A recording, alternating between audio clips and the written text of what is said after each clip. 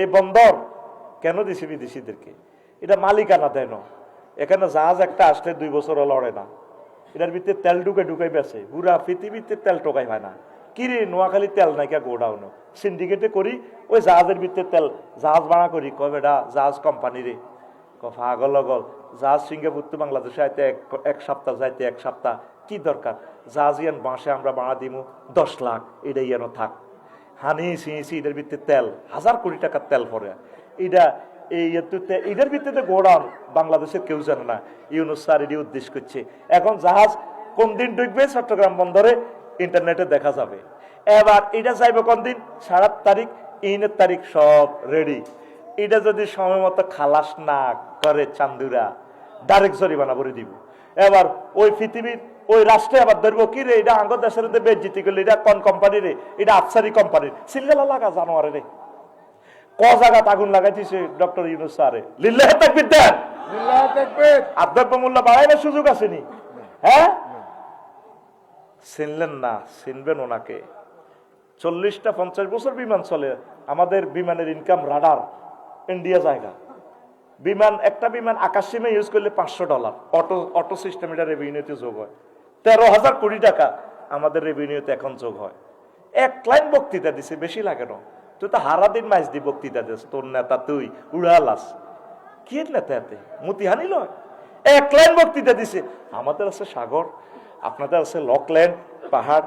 সাগরের সাথে পাহাড় আমরা মিলাই দিব, সারা পৃথিবীতে ব্যবসার দুয়ার খুলে যাবে। 1 বক্তৃতা দিল্লি আগুন লাগিয়ে হয়েছে, আফাতে ফত দিছে।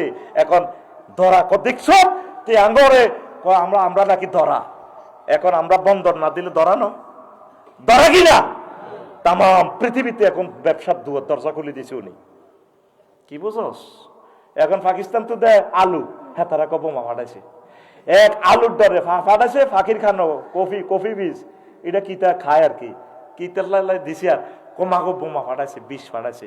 শুধু পাকিস্তান থেকে বেশি না, 18টাও যদি দেয় দাদা ডরায় দুটি খুলে যাব। মাগো 18টার লোক তো ফরমান মা মাগো ও মা। এই যজ্ঞের নেতা চাইছিলাম, আল্লাহ আশাটা পুরেছে। তুই যে নেতা টোকাস, এত তো বেচা যাইব। ডক্টর ইউনূসের লড়াই তো ইচ্ছে নি, একদিন এলে তারা শান্তি যাচ্ছ, রবের কাছে একদিন দাঁড়াতে হবে। আর আমি নিজে গবেষণা করছি, কেন ওনারে আল্লাহ মসনদ দিল? এই যে গ্রামীণ ব্যাংকটা করছে না, সুদ তো ব্যাগে খাই এরান্ডা, খালি হেতা করে সুদই কস। আফসারি ফ্যাডের ভিত্তিতে অত সুদ। আমাদের সরকারি বেতনটা ইয়ে ট্যাক্স, নর্তগির টাকাটা পর্যন্ত ইনকাম ট্যাক্স দিয়ে আমার ইয়ে বেতন আইয়ে, জিনার টিয়াটা অত আই খাই, এতে রাজি লাগেছে রুমাল, এটা তো সুদের। তাহলে খালি সুদ উনি নি খায় ব্যাংকে। ইসলামী স্টেট কায়েম না হওয়া পর্যন্ত তুমি 100% সুদের আশা করতে পারো না। চেষ্টা করো সোয়াব পাইবা, তবে তুমি মুক্ত হইতে পারবে না সুদ থেকে। আমার মনে হয় যেন লক্ষ লক্ষ গরু কিনে দিছে না, গ্রামীণ ব্যাংকে তো গরু কিনছে না। এ কোন ব্যক্তি দুধ খায় 8 ডিবি আরাম ভালো হয়, কোন মহিলার ঋণ দি টিনের সাল কিনছে, বিধবা মহিলাগা দুধ বেশি টিনের গরু হুতি, হয়তো আল্লাহর কাছে দোয়া করছে, আল্লাহ যার ব্রেনে বরকতে আমি কদুর বিধবা মানুষ আরে কেউ চাইরা না ঋণ দেনা, হুগলিগার আমার ঋণ ছেলে আরে লাড়ি লই দৌড়ায়, আই 10-12 হাজার টাকা ঋণ হাই মানুষের কাম করি করণী ব্যায়াম করি, আমি বুঝলাম আল্লাহ আরে যে এত সুন্দর ঘরের তলে রাখছে, তুমি আল্লাহ তারে তোমার আশ্বাস সামিয়ানার নিচে স্থান দাও। এই জন্য আমার মনে হয় যেন ওনারে বাংলার জমিনের এই রাজটিকে কপালে আল্লাহ পড়াইছে। কোটি কোটি মেট্রিক গ্যালন দুধ উনি উৎপাদন করছে। তুই কিতে করছ? উনি রে আল্লাহ, উনি আমার কথাগুলা পৌঁছাইতে পারে, সারা পৃথিবীর রাজাগুলো ওনারে দেখলে দাঁড়াইয়া সালাম দেয়। এরকম মানুষ আর পাইতিন। তুই নির্ঘাত আরে গালি গালাজ করবি কর, আমি শুধু তোর ফেব্রুয়ারি পর্যন্ত আছি, ভোটের রাত 8টা পর্যন্ত। তুই এর হরে আরে কবি আফসারি ভাই দে এত বড় দূরদর্শী চিন্তা, তার চিন্তাটা যে জগৎ যে পৃথিবী পর্যন্ত ফারি যায়। আমরা মনে করছি এমনি হাইজলামি করে, কমেডি করে, কিতে কিতা কয় হাগলের মতো। ওরে বাউরি, তার নজর দিয়ে প্রথম আসমান পর্যন্ত সেদে। এরকম রাজা আর ফাইতি ন লেখি রাখ, এরকম রাজা আর ফাইতি ন মানুষ পাইবি। ডক্টর ইউনূস সাহেবের মতো মানুষ আর পাইতি ন। উনি ফাইতেছেন না নির্বাচনটা এখন দিয়ে কোন রকম দেশটা তো যাই বেল্লাই, যে জ্বালানটা ওনারা জ্বালাইতেছে তোরা কেউ ওনারা সাহায্য করে না।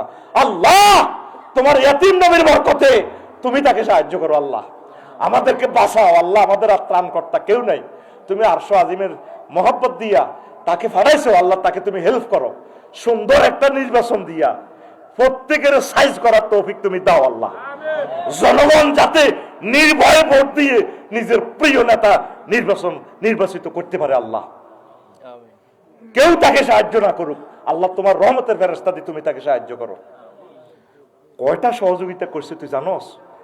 নির্বাচিত সরকার 1000 বছর এই কাজগুলো করতে পারবে না। চতুর্দিকে খিসার লগে সরকারেরা গদি ঠিক রাখতে পারে না। কি করবো? আমি চাইলে তো আমি সেখানে ঠিক দেখতে পারতাম না। এই জন্য আল্লাহ নির্দলীয় সরকার একটা দিছে, তুই কর, ঠাঁসাই কর, মার মার, আগুন পর্যন্ত দে, তুই দে, দিসিনি ওর কথাটা দিসিনি, শুধু আর 2-1 বছর দিতে দেখতে দাদা আমার ইউনুস স্যার এমন দম দিত, দেখতি হেতারায় জয় বাংলা। ওমা 7 সিস্টার কি হয়ে বলছি জানোস? সিনিয়র নে বইছি আঙ্গ ফেলানি মারি লটকায়, বুঝতি? কিন্তু এই ইয়েনে সবুজ দেশা এনে ক্যাডারগিরি করে, মাইজ দিয়ে জেলে কিতা কয়, ইয়েনে জেলে ভাই আসসালামু আলাইকুম কেমন আছেন। তাদের 18 রাষ্ট্রের সাথে তাদের সীমান্ত, আঙ্গ লোকগুলো মারে ফাট করে গুলি করে দেয়। হিয়ানো তো তারা তারের মতো সোজা, চীন সেনারা কন্যাতে কন্যাতে আগা আলায় দাদার সৈন্যরে, এরপরে আব্বা কয় না, আব্বা করছে আরো কন্যা। আঙ্গরে যে কষ্টটা দিছে, আমাদের নেতৃবৃন্দ গুলোকে মেরে ফেলছে, আমার মেজর জিয়াকে মেরে ফেলছে, সাইদি সাহেবকে মেরে ফেলছে, নেজারি সাহেবকে মেরে ফেলছে, তাদেরকে আমরা কেমনে ভালো বলি? তারা আমাদের কিসের প্রতিবেশী? কথা দেখি না, আমাদের সকল নেতৃবৃন্দকে তারা হত্যা করেছে।